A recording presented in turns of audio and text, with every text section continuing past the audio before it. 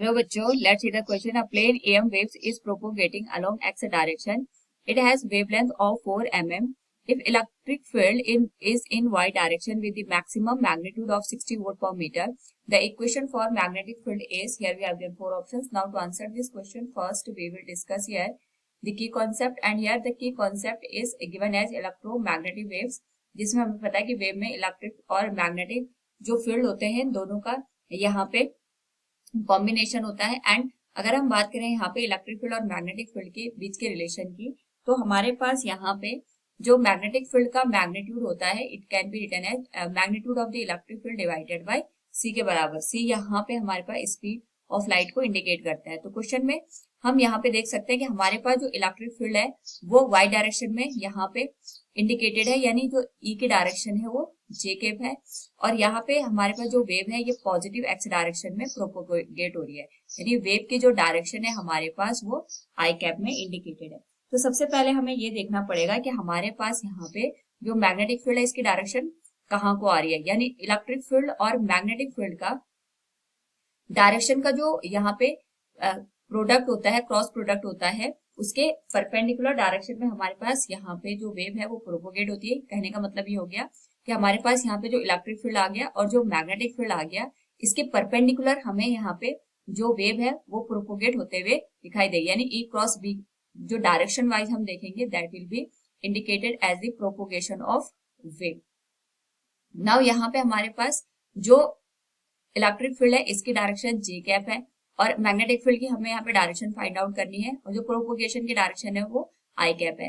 तो जे में हम यहाँ पे जे कैप में हम यहाँ पे किस चीज का मल्टीप्लाई करें, क्रॉस प्रोडक्ट करें, ताकि हमारे पास यहाँ पे आई कैप आ जाए। तो अगर हम यहाँ पे क्रॉस प्रोडक्ट पे देखें तो जे कैप का हम मल्टीप्लीकेशन अगर के कैप के साथ करें तो हमारे पास जो आंसर आएगा that will be i cap. तो इसका मतलब ये होगा कि हमारे पास जो मैग्नेटिक फील्ड है इसकी जो डायरेक्शन होगी दैट विल बी के कैप, यानी ये प्लस जेड डायरेक्शन में यहाँ पे इंडिकेटेड होगा। नाउ ये तो हमें समझ में आ गया कि हमारे पास जो मैग्नेटिक फील्ड है इसकी डायरेक्शन यहाँ पे के कैप होगी। तो जितने भी हमारे पास ऑप्शंस है उसमें से जो 3 ऑप्शन है ए बी सी, ये हमारे पास यहाँ पे जेड डायरेक्शन को इंडिकेट कर रहे हैं मैग्नेटिक फील्ड की।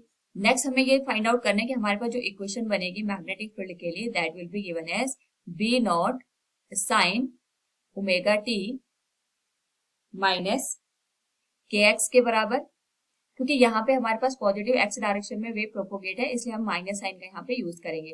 तो बी नॉट की जो वैल्यू है पहले हम इसको फाइंड आउट करेंगे। We know that B naught की जो वैल्यू होगी that will be E naught by C. E naught की वैल्यू हमें 60 वोल्ट पर मीटर दे रखी है, और सी की value we know that it is 3 into 10⁸ metre पर सेकेंड होती है। तो जो बी की वैल्यू आएगी that will be given as 20 into 10⁻⁸ sine omega t minus k x. Now इस पर्टिकुलर केस में अगर हम इसको थोड़ा सिंप्लीफाई करें तो इसको हम लिख सकते हैं 2 into 10⁻⁷ sign omega t minus k x, और साथ में हम डायरेक्शन को अगर यहाँ पे मेंशन करें that will be given as k cap tesla.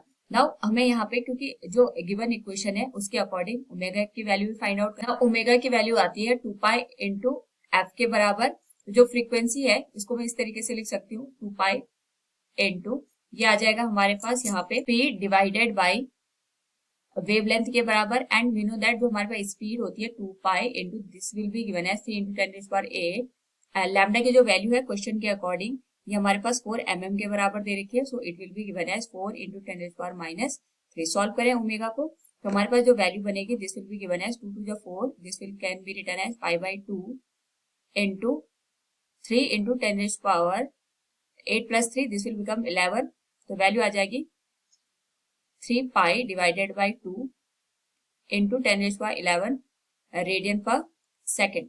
Now यहाँ पे हम के की वैल्यू देखें तो के की वैल्यू होती है हमारे पास 2 पाई बाई लैम्डा, जिसको हम वेव नंबर से इंडिकेट करते हैं। तो k will be written as 2 pi divided by lambda की वैल्यू आ जाएगी 4 इंटू 10⁻⁻3 के बराबर, जिसको हम लिख सकते हैं यहाँ पे पाई इंटू 10⁻3 डिवाइडेड बाई 2।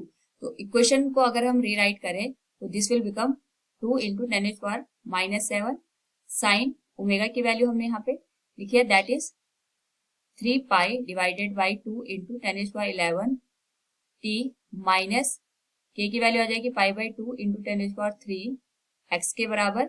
अगर हम यहाँ पे ऑप्शन, और यहाँ पे अगर हम इसको थोड़ा सिंप्लीफाई करके लिखें तो ये आ जाएगा 2 इंटू 10⁻⁻7 साइन, यहाँ पे हम माइनस साइन कॉमन ले सकते हैं and sine minus theta sine theta के बराबर ही हमारे पास वैल्यू होती है, क्योंकि सारे ऑप्शन में हमारे पास जो एक्स का टर्म है पहले लिखा गया और टाइम का टर्म बाद में लिखा गया।